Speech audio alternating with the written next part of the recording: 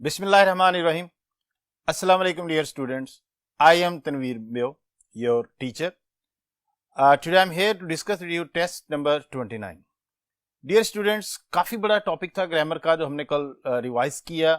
उसमें एक से ज़्यादा टॉपिक्स थे, प्रोनाउन भी थे, एडजेक्टिव, एडवर्ब, मॉडिफायर्स. तो क्योंकि ये सारे टॉपिक्स शामिल हैं और इनको हमने डिटेल से किया था, तो कल कुछ चीज़ें क्लियर हो गई होंगी यकीनन, और अगर कोई चीज़ें कुछ रह गई हैं वो आज टेस्ट में क्लियर हो जाएंगी, और इसके बाद फिर एक और टेस्ट होगा इन टॉपिक्स का. तो उम्मीद है कि एक मुकम्मल लेक्चर और 2 मुकम्मल टेस्ट्स के बाद आपके कॉन्सेप्ट्स बिल्कुल क्लियर हो जाएंगे. और यही हमारी स्टेप मेथडोलॉजी है कि हम कुछ चीज़ें लेक्चर में क्लियर करते हैं और कुछ टेस्ट के दौरान क्लियर करते हैं. तो देखते हैं स्टूडेंट्स आज का टेस्ट आपने कैसा किया है. Let's come to the board.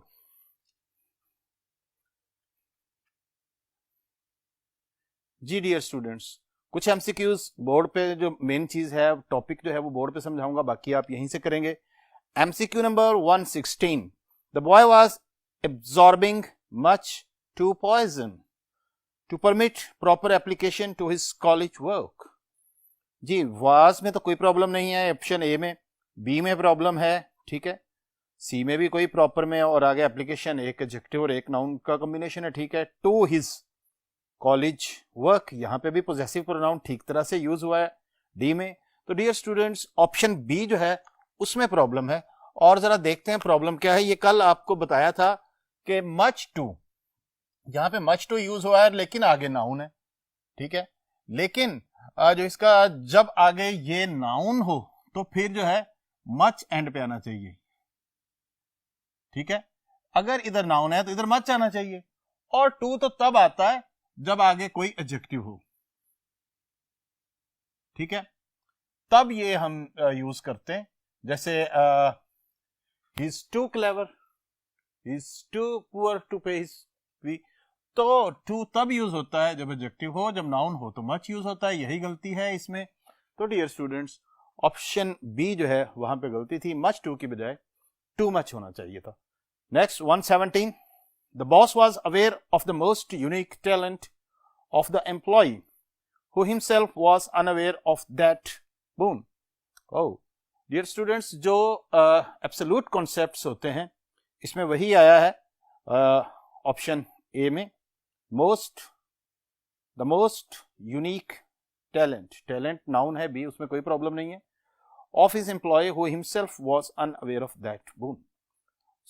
Absolute concepts कल आपको बताया था, ऐसे ये आप अपने किसी भी एडजेक्टिव की अपनी क्वालिटी की एक्सट्रीम लेवल होता है, इसे एब्सोल्यूट कॉन्सेप्ट कहते हैं, एब्सोल्यूट डिग्री कहते हैं. इनके साथ हम मोस्ट वगैरह नहीं लगाते.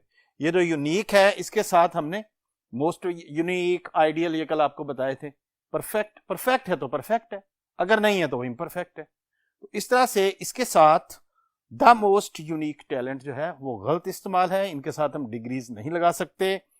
तो अ यूनिक बस काफी होगा. और अगर जैसे ही इज, मैं कहता हूं he is most ideal boy, तो गलत होगा, he is an ideal boy. तो absolute concepts, absolute adjectives have no degrees, so that's why option A is wrong. There should be a unique talent. 118. The train didn't stay long on the platform because it had already arrived lately लिखा हुआ है. the train didn't में कोई problem नहीं है, ए में stay long, B में भी कोई प्रॉब्लम नहीं है, सी में भी it, ट्रेन के लिए it प्रोनाउन ठीक यूज हुआ है, ठीक है. इसका it का एंटीसीडेंट ट्रेन है और ये एक्यूरेट है. प्रॉब्लम ऑप्शन डी में. लेट और लेटली, कुछ लेटली भी जो है एडवर्ब ही है, कुछ सिमिलर एडवर्ब्स होते हैं लेकिन उनके मीनिंग, जैसे हार्ड और hardly, I hit him hard हो गए, हार्डली होगा. इसी तरह से लेट, अगर कोई टाइम के हवाले से लेट है तो वहां पे लेट लगेगा, ना कि लेटली, क्योंकि लेटली का जो मतलब है वो होता है रिसेंटली. तो रिसेंटली नहीं है, क्योंकि स्टेट लॉन्ग ऑन द, क्योंकि ये पहले लेट थी, इसलिए यहां पे ऑप्शन डी में लेटली की जगह पे लेट होना चाहिए. D is wrong. 119. It takes very less time to use indigenous equipment which, when not available, can be promptly prepared. Ji, option A में प्रॉब्लम है. वेरी लेस टाइम, ठीक है। जब यहां पे ये देखें जरा, ये लेस जो है ये लिटिल, लेस, लीस्ट, ये लिटिल की कंपैरेटिव डिग्री है, और जो कंपैरेटिव डिग्री है उनसे पहले अगर हमने डिग्री उसकी ज्यादा बढ़ानी हो तो हम मच यूज कर सकते हैं, मच लेस, ठीक है। मच प्लस कंपैरेटिव एडजेक्टिव, जहां पे भी डिफरेंस ज्यादा आएगा वहां पे अगर या तो हम सीधा कह देंगे, या तो हम सीधा कह सकते हैं ही इज टॉलर, और अगर डिफरेंस ज्यादा है मच टॉलर, ठीक है। तो डिफरेंस जब ज्यादा बढ़ाना हो तो वेरी तो हम फर्स्ट डिग्री ऑफ एडजेक्टिव के लिए यूज कर सकते हैं, वेरी लिटिल हो सकता था, लेकिन मच जो है यहां पे लेस की वजह से हम इसको मच कर देंगे। तो इस तरह से ऑप्शन ए हमारी ठीक हो जाएगी। ऑप्शन ए में मसला था। Very, he is very hungry, he is very obedient, लेकिन जैसे ही कंपैरेटिव डिग्री यूज होती है हम मच एज एडवर्ब यूज करते हैं। जी next MCQ 120, he hit me over the chest when I wasn't expecting it, a coward thing to do, I call it, and immediately afterwards butted me with the side of his head. इसमें जो problem है hit me over the chest, ए में कोई problem नहीं है। Expecting it, action के लिए it pronoun use हुआ है, उसका ये करने का, हिटिंग का जो एक्ट है उसके लिए हम जब एक्शन होगा तो इट यूज होगा। प्रॉब्लम सी में है कवर्ड थिंग। अब जरा देखें, कवर्ड जो है ये एक नाउन है और नाउन से पहले जो है एडजेक्टिव होना चाहिए, और कवर्ड का जो एडजेक्टिव है वो राइट एडजेक्टिव कवर्डली। तो बहुत सारे एडजेक्टिव ऐसे हैं जिनके साथ हम एलवाई लगाते हैं, ठीक है। एक तो एडवर्ब के साथ हम लगाते ही हैं, लेकिन कुछ एडजेक्टिव भी हैं जिनके साथ हमने एलवाई लगाकर, जैसे friendly, his behaviour is friendly, motherly, monthly. तो एलवाई वाले सारे एडवर्ब भी नहीं होते, एडजेक्टिव भी होते हैं, और इसका एडजेक्टिव है वो कवर्डली है। अब ये देखें, नाउन प्लस एडजेक्टिव, अब ये कॉम्बिनेशन ठीक हो गया हमारा। तो इस तरह से ऑप्शन सी में जो गलती थी वो ठीक हो गई। डी में कोई प्रॉब्लम नहीं था, विद द साइड, जब आप कोई चीज को इंस्ट्रूमेंट के तौर पे यूज करते हैं तो उसको विद ही यूज करते हैं, साइड से हमारा। D is right, so option C is wrong. 121, the bus stand manager wanted to give the luggage to whoever it belongs to। इस जुमले में बस स्टैंड, ए ऑप्शन में कोई प्रॉब्लम नहीं है। गिव द लगेज, लगेज में भी कोई इश्यू नहीं है। टू, यहां पे प्रॉब्लम आ रहा है सी में। अब जरा देखें, टू क्या है जी, प्रेपोजिशन, और प्रेपोजिशन जब आ जाए तो उसके बाद कौन सा प्रोनाउन यूज करते हैं हम जरा बताएं। अब टू यहां से मुझे बताएं, टू ही होगा या हिम होगा।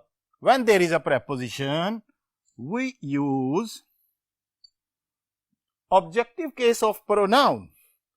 और ये जो हु एवर है, इसमें जरा हु को देखें, इतने इतने को, हु तो सब्जेक्ट होता है, क्योंकि अगर हम हु को यूज करेंगे, देखो हु को हम ही से रिप्लेस कर सकते हैं, लेकिन जब ऑब्जेक्ट यूज होगा तो फिर हु नहीं, फिर हुम ओवर, फिर यहां पे हुम होना चाहिए। ये जो मिस्टेक है यहां पे, फिर ये अब जरा देखें, अब टू, हु की जगह क्या हम हिम लगा सकते हैं। इनको चेक करने का तरीका ये है, अगर आप हिम लगा सकते हैं वहां पे जुमले में, टू हिम, देखिए टू हिम बिल्कुल ठीक सेंस दे रहा है, तो फिर हुम ओवर। और अगर सब्जेक्ट है who has, whoever has brought, तो फिर हम हु यूज करते हैं, हूएवर। जी ये जुमला समझ लगा आपको। तो इसमें जो प्रॉब्लम है वो ऑप्शन सी में है, वहां पे हूएवर की जगह हूमएवर होना चाहिए, क्योंकि ऑब्जेक्ट का फंक्शन, प्रेपोजिशन के बाद ऑब्जेक्ट है ये। Next one 122, I would just call out to them and ask if they could help. अब फिर वही बात आ गई, हेल्प। हेल्प जो है वर्ब है, और वर्ब के बाद क्या होगा, जहां पे गिव, वर्ब के बाद ऑब्जेक्टिव प्रोनाउन, गिव हिम, तो यहां पे भी माइन जो है वो गलत है, गिव मी होना चाहिए, क्योंकि वर्ब के बाद हम ऑब्जेक्टिव प्रोनाउन यूज करते हैं, हमने ऑब्जेक्टिव केस में कल पढ़ा था।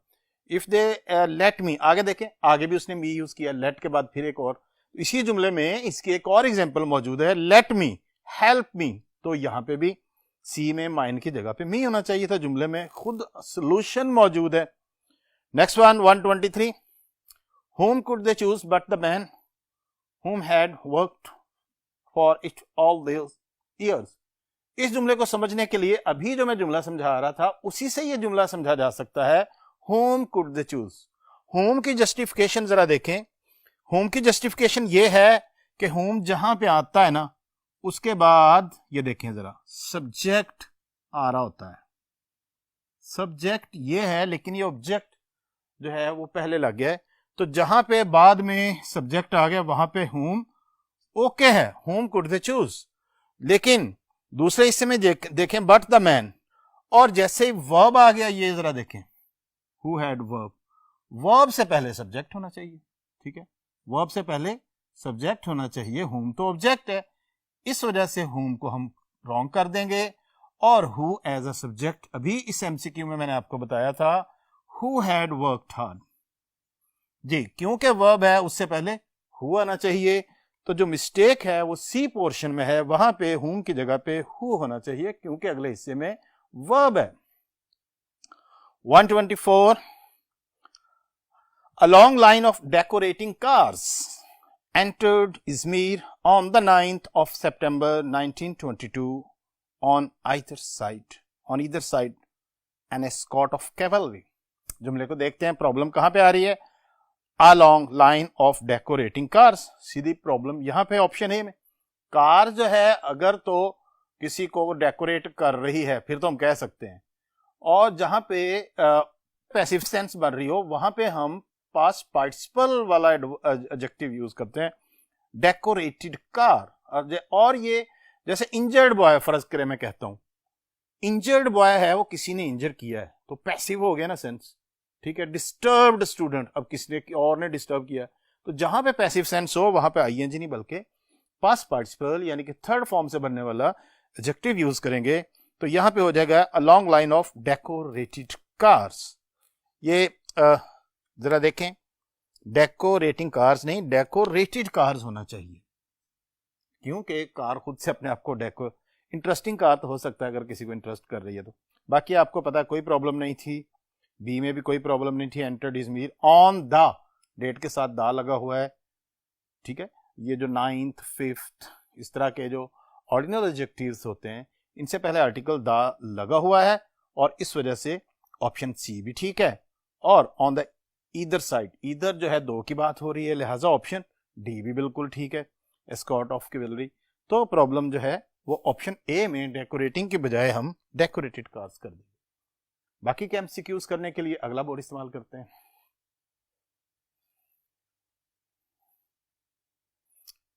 125, हिज फादर एंड मदर, लो जी दो हो गए, complement one another in many aspects of their domestic and social life.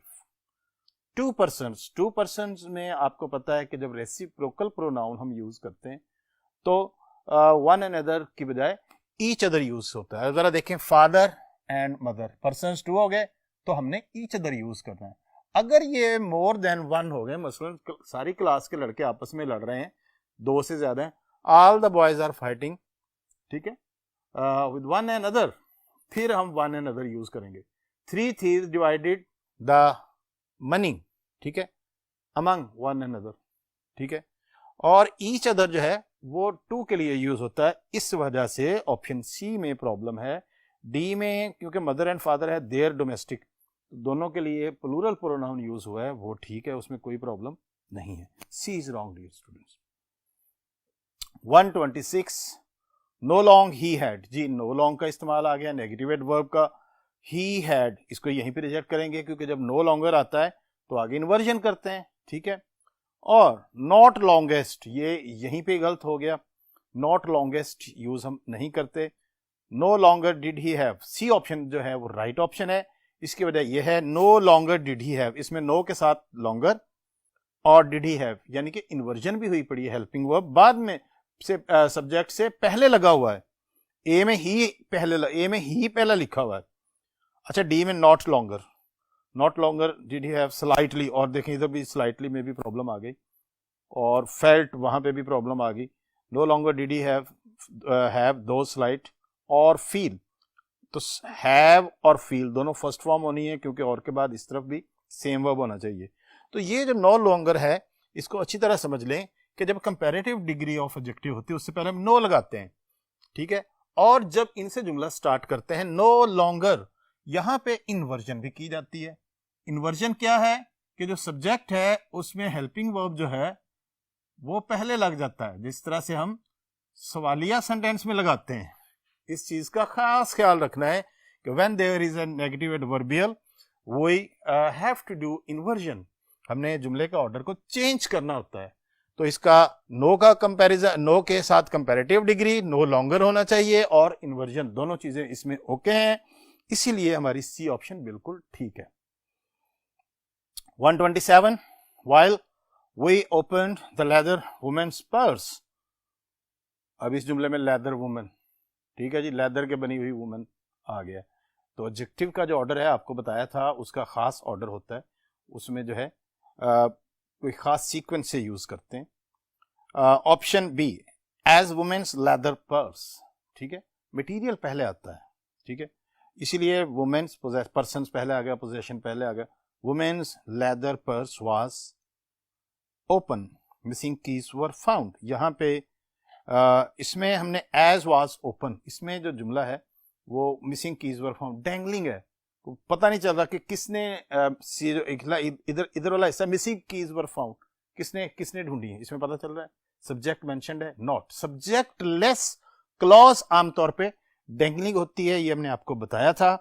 अगली ऑप्शन को देखते हैं, बी इस वजह से गलत हो गई। C option when we open the women's leather purse, अच्छा इसमें देखें जरा कि सब्जेक्ट पहले हिस्से में व्हेन वी सब्जेक्ट आ गया, क्लियर हो रहा है किसने खोला, we found the missing keys, तो पहले तो इसका जो डेंगलिंग हिस्सा था दूसरा वो खत्म हो गया, जुमले की सेंस क्लियर है कि जनाब हमने ही पर्स खोला और हमें ही कीज मिली हैं।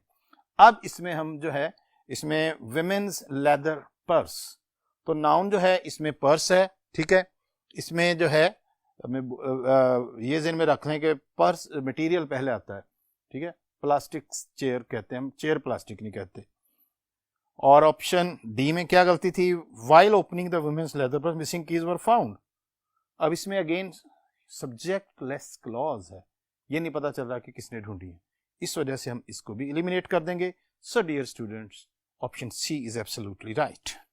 128 वट एवर माइन फादर, अब देखिए फादर के से पहले माइन लग गया, इसको हम यही एलिमिनेट कर देंगे। व्हाट डिड मी सी, और टू भी नहीं लगा हुआ। पॉइंट ऑफ माइन फार्म, जी पोजेसिव प्रोनाउन जो होते हैं उसमें पोजेसिव एडजेक्टिव तब आता है जैसे माई फादर, जब नाउन बाद में आए तो इसमें यहाँ पे फादर क्योंकि बाद में है, यहाँ पे पोजेसिव एडजेक्टिव होना चाहिए था, माई फादर। ये ऑप्शन बी में तो ठीक यूज हुई है, लेकिन was on highest point, highest में उसने सुपरलेटिव डिग्री इस्तेमाल की है without article, we shall eliminate this option.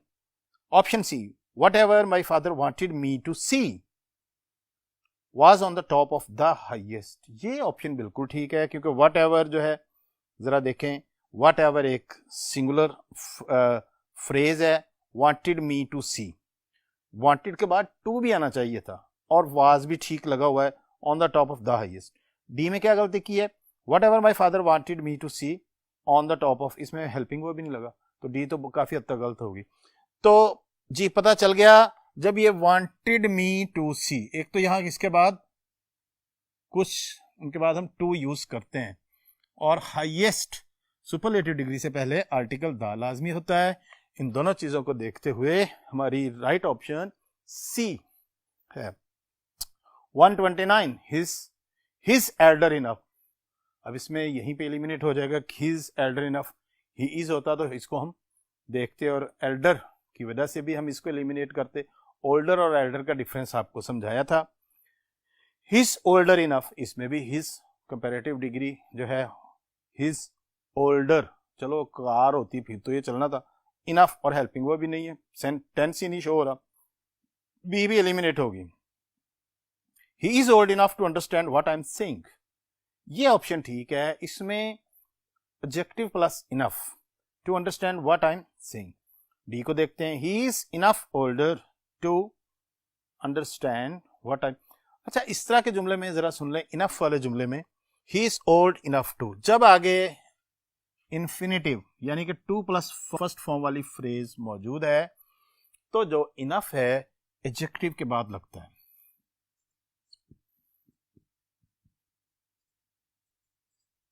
ठीक है, ये इसको मॉडिफाई कर रहा है पोस्ट, ठीक है, पोस्ट पॉजिटिव पीछे से मतलब कि ये मॉडिफाई कर रहा है, और टू जो है वो पहले लगता है, he is too weak to walk, ये दोनों जुमले को जरा समझ लें क्योंकि ये एक ही कॉन्सेप्ट है। He is old enough to understand, he is too weak to walk. चलो एक और जुमला देखें, he is healthy enough to run. इसमें भी एडजेक्टिव प्लस इनफ यूज हुआ है, ठीक है, और आगे टू वाली फ्रेज है। तो ये इनफ जो है इसका ख्याल रखना है। इस तरह के जुमले में एडजेक्टिव जब आ रहा है तो इनफ जो है वो पोस्ट मॉडिफाइंग पोजीशन पे चला जाता है, यानी कि बाद में, और तभी होता है जब आगे इंफिनिटिव फ्रेज हो। और नाउन के साथ I have enough, I have enough money, I can help you, तो तब हम इनफ के साथ हम नॉर्मली यूज करते हैं। लेकिन जब ये एक तरफ इन्फिनिटिव फ्रेज हो और एडजेक्टिव के साथ हो तो फिर ये इसका स्ट्रक्चर इस तरह से हो जाता है, adjective enough plus two plus first form. इस ऑप्शन से हमारी ऑप्शन सी जो है वो बिल्कुल ठीक है। 130 MCQ number 130, yours mother and me, यहीं पे एलिमिनेट कर दें। एक तो योर्स मदर एंड मी जो है सब्जेक्ट, जब सब्जेक्ट के तौर पे यूज नहीं हो सकता, ऑब्जेक्ट है क्योंकि ये yours mother and I, your mother, हाँ योर मदर ये ऑप्शन ठीक लग रहे हैं। Your mother and I use to farm here when I brought my gun to the field and took mess of walk squirrels every evening। Option C में देखते हैं क्यों गलत है।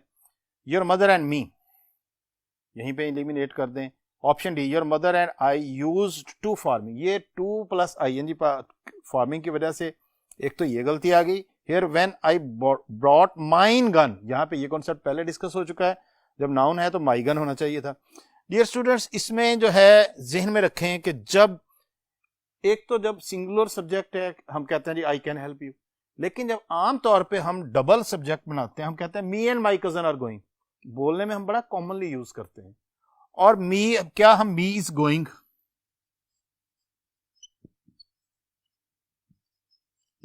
या मी एम गोइंग कह सकते हैं? नो, इसलिए आई एम गोइंग कहेंगे जी। Me can not perform the function of a subject, he hit me is object, so never use me as a subject, use I। जुमले में एक सब्जेक्ट है, दो है, दोनों ही सब्जेक्ट, ये भी सब्जेक्ट है तो ये भी सब्जेक्टिव फॉर्म में यूज होना चाहिए। इस वजह से हमारी जो ऑप्शन बी है वो बिल्कुल दुरुस्त है, क्योंकि उसमें ही आई को एज अ सब्जेक्ट यूज किया है, डी में भी आई को सब्जेक्ट यूज किया था, लेकिन आगे फार्मिंग और माइन की गलती आ गई, माइन गन। ये कॉन्सेप्ट मैंने पिछले एमसीक्यू में बताया था कि माई गन कहना जी। नेक्स्ट एमसीक्यू करने के लिए अगला बोर्ड इस्तेमाल करेंगे। 131, फ्रेंड ऑफ माई, जी याद आ गया होगा आपको कि पोजेसिव प्रोनाउन जो है जब ऑफ के साथ आए, नाउन जो है वो पहले चला जाए और पोजेसिव प्रोनाउन बाद में आए, फिर हम पोजेसिव प्रोनाउन यूज करते हैं, ना कि possessive adjective. Friend of mine होना चाहिए। अब ये वाली ऑप्शन देखें कौन कौन सी है। Friendly with me named as was, इसमें तो काफी गलती होगी, friendly with me named as, इस वजह से ये बी ऑप्शन गलत हो गई। अब D option, friendly of mine, यहां पे friendly of mine named was, repairs and selling, एक और बड़ी गलती कर दी सेलिंग, तो इसमें दो तीन गलतियां हो गई, डी ऑप्शन गलत हो गई, रह गई पीछे C option, friend of mine. ये जरा बोर्ड पे देखें, पोजेसिव प्रोनाउन में जब नाउन पहले आ जाए, ये देखिए अब ये नाउन यहां पे पहले आ गया है, ठीक है, और बाद में ऑफ, तो फिर हम पोजेसिव प्रोनाउन यूज करते हैं, माई नहीं यूज करेंगे, योर नहीं यूज करेंगे, ठीक है। This house of yours, friend of mine, समझ लग गया जी। कब इसको यूज करते हैं? जब ये ऑफ के साथ आए या नाउन जो है वो इधर चला जाए। अब जब हम लिखते हैं माई हाउस, तो इसमें देखें ये नाउन इस तरफ है और यहां पे हमने पोजेसिव एडजेक्टिव यूज किया है, क्योंकि एडजेक्टिव पहले उसको मॉडिफाई कर रहा होता है, माई हाउस। लेकिन जब नाउन इस तरफ आ जाए, ठीक है, ऑफ आ जाए, तो फिर हम पोजेसिव प्रोनाउन। इस लिहाज से हमारी जो ऑप्शन है friend of mine, option C. और इस तरह के एमसीक्यूज आए हुए हैं या जहां जहां पे भी बुक में आपके आए हैं, उनको जरा जहन में रिवाइज कर लें। 132, you, I and she have been commended for the success of the project. जुमले को हमने देखा तीन प्रोनाउन इकट्ठे आ गए हैं, जब तीन प्रोनाउन इकट्ठे हो तो उसका खास ऑर्डर होता है। और जुमले को हमने देखा कि कमेंडेड, तारीफ की जा रही है, पॉजिटिव सेंस है, और पॉजिटिव सेंस के लिए ऑर्डर ऑफ प्रोनाउन को ज़हन नशी कर लें। मैं अभी बताता हूं you she and I have been commended from, ये तो फ्रॉम की वजह से गलत हो गया, B option. I she and you have been commended for. अब हमारे पास ऑप्शन रहेगी सी और डी। सी में यू शी एंड आई, ये ऑप्शन राइट है। डी में I she and you. Dear students, जरा बोर्ड की मदद से समझ लें, जब जुमले में हमें कोई पॉजिटिव बात की जा रही हो नजर आए, हैव बीन कमेंडेड, हमें पता चल गया कि ये एक पॉजिटिव बात है, ठीक है। तो फिर जो इसका सीक्वेंस होता है उसमें सबसे पहले सेकंड पर्सन, फिर थर्ड पर्सन, फिर फर्स्ट पर्सन, यानी कि ये बन गया 231। जी याद रहेगा, जब हमारे पास पॉजिटिव सेंटेंस है तो ऑर्डर ऑफ प्रोनाउन क्या होगा? 2, 3, 1। 231 के नाम से इसे याद रख लें। इसमें जो है बंदा जो कह रहा है तारीफ हुई है, वो देखें फर्स्ट पर्सन बड़ा आगे चला गया जी, हाँ जी तारीफ हुई है। हर बंदा अपने जब तारीफ होते है तो वो आगे उसका रिस्पॉन्स लेने के लिए दूसरे को पीछे कर देता है, थर्ड पर्सन दरमियान में ही रहना है जी। ये ऑर्डर ऑफ प्रोनाउन याद रह जाएगा पॉजिटिव सेंटेंसेस के लिए, 2, 3, 1। तो इस लिहाज से हमारी जो राइट ऑप्शन है वो सी ऑप्शन है, उसमें ये सही ऑर्डर यूज हुआ है। 133, nobody likes to not body, option A में नॉट बॉडी है, ठीक है, नाउन के साथ हम नो यूज करते हैं। Nobody likes to discover that they has just been read a dull report। जी नो बॉडी के बाद दे काफी जुमला, पहले तो नॉट बॉडी ही गलत है, फिर उसके बाद दे, गलती पे गलती, ठीक है, पूरी ऑप्शन गलत होगी, option A. B option, nobody like, जी नो बॉडी जो है ये सिंगुलर है, इसके साथ लाइक्स होना चाहिए था, इसको हम यहीं पे एलिमिनेट कर देंगे। To discover that them has justly, आगे देम भी गलत हो गया। Option C, nobody likes to discover that he और शी, नो बॉडी। और ऑप्शन डी को देखते हैं, नो बॉडी लाइक्स डिस्कवर्ड, तो लाइक्स डिस्कवर्ड ये तो ऑप्शन गलत होगी, ऑप्शन सी ठीक है। जरा बोर्ड पे आए जी, नो बॉडी लाइक्स, रिमाइंड करने के लिए बता रहा हूं, इंडेफिनिट प्रोनाउन जो होते हैं, सिंगुलर जो होते हैं, उन सब के साथ सिंगुलर वर्ब यूज होता है। Everybody likes, anybody likes, each of अस, ये ईच ऑफ वगैरह ऑफ के बाद आमतौर पे इस तरह से अस हो सकता है, लेकिन हमने verb singular. One of the boys likes, ये वन ऑफ के बाद भी ऑफ का जो ऑब्जेक्ट है ये सब्जेक्ट नहीं होता और ये आमतौर पे प्लूरल होता है। हमने वन के लिहाज से likes, either of the two boys likes, neither of the two boys जी, तो each every any, either neither no one none, मेरे साथ रिपीट करें, each every any, either neither no one none, सब सिंगुलर इंडेफिनिट प्रोनाउंस हैं और इनके साथ verb जो है वो सिंगुलर ही यूज होता है और प्रेजेंट इंडेफिनिट में एस वाला सिंगुलर होता है, इस एस से याद रखना है। ये क्लियर हो गया। इस लिहाज से हमारी जो ऑप्शन है, ऑप्शन नंबर सी बिल्कुल ठीक है और इस तरह का कोई ना कोई सेंटेंस लाजमी होता है। 134, the flock of geese flew rapidly until it became, flock is a collective noun. इस तरह के बहुत सारे जो जानवरों के रेवड़ होते हैं, ग्रुप होता है, उनके लिए हम कलेक्टिव नाउन, जैसे हर्ड ऑफ एनिमल, ठीक है, उसके लिए collective noun. Flock of geese flew rapidly until it became fatigued and had to land to rest, collective noun है flock of geese flew। The most rapid, B option को हम the most rapid and they की वजह से eliminate कर देंगे। Option C, the flock of geese flew more rapidly until its, जी dear student, इसमें जो इट्स है, ये जो इट्स वाला होता है,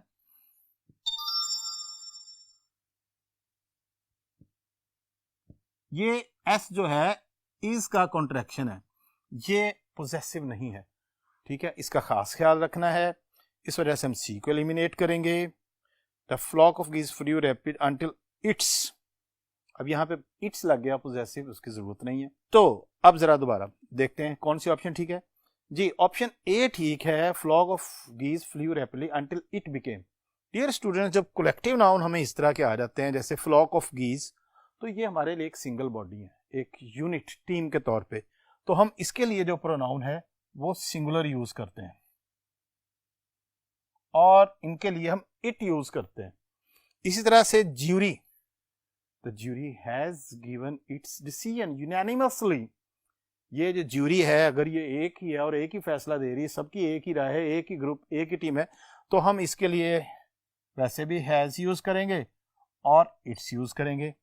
लेकिन अगर हमें जूरी के इस तरह का सेंटेंस आ जाए, द जूरी हैव डिसएग्रीड, अब यहां देखें जी डिसएग्री हो गए, फूट पड़ गई, आपस में ग्रुप बन गए, फिर हम इनके लिए plural pronoun third person use करेंगे there.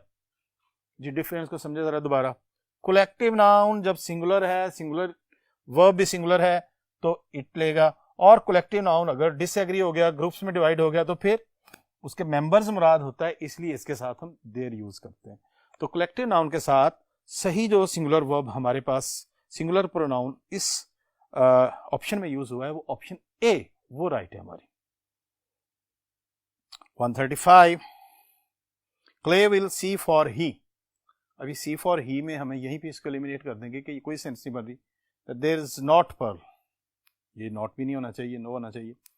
Clay will see for him, see for him तो ऑब्जेक्ट है, यहां पे नहीं होना चाहिए, ठीक है। और आगे आगे देखा, आगे ए में every of us, each of अस होता है। अच्छा जी, बी में हिम आ गया, सी में Clay will see for himself that there is no pearl in it, ठीक है। So we will begin to face the reality as should as each of us, तो each of we. अच्छा मैंने अभी आपको बताया था ईच ऑफ के साथ जो है ये देखो ये लिखा हुआ अस होना चाहिए, इस बेस पे ऑप्शन सी भी गई। Clay will see for himself that there is no pearl, no noun के साथ नो लगाते हैं, so he will begin to face reality as he should as each of us should, यहाँ पे each of का use भी ठीक है। सी फॉर हिमसेल्फ, आपको पता है कि जब इंफेटिक प्रोनाउंस होते हैं ये सेल्फ वाले, एक तो होता है ना रिफ्लेक्सिव प्रोनाउन, मसलन ही इंजर्ड हिमसेल्फ, खुद को जख्मी, खुद ही सब्जेक्ट खुद ही ऑब्जेक्ट, एक होता है एम्फसाइज करने के लिए, वहां पे हम इनको सेल्फ के साथ यूज करते हैं, और खाली हिम काफी नहीं है, सी फॉर हिमसेल्फ के वो खुद देख ले, जैसे I myself complete my work, you yourself have to work hard, you yourself have to learn. तो ये यहाँ पे इम्फेटिक प्रोनाउन यूज होता है सेल्फ वाला, और हमारी इस ऑप्शन में ऑप्शन डी में ये सही तरह से यूज हुआ है। जी डियर स्टूडेंट्स, तो हमारा आज का टेस्ट जो है वो कंप्लीट हो गया, कुछ चीज़ें नई थी, कुछ लेक्चर में आप सुन चुके थे, ठीक है। और कल इसका एक और टेस्ट होगा, ये जितना बड़ा टॉपिक है ग्रामर का, कल आप अगर सारे एमसीक्यूज ठीक करते हैं तो इसका मतलब ये है कि आपने इन तमाम टॉपिक्स को बड़ा अच्छा समझ लिया है, और इंशाल्लाह आप ऐसा ही करेंगे। अल्लाह हाफिज़।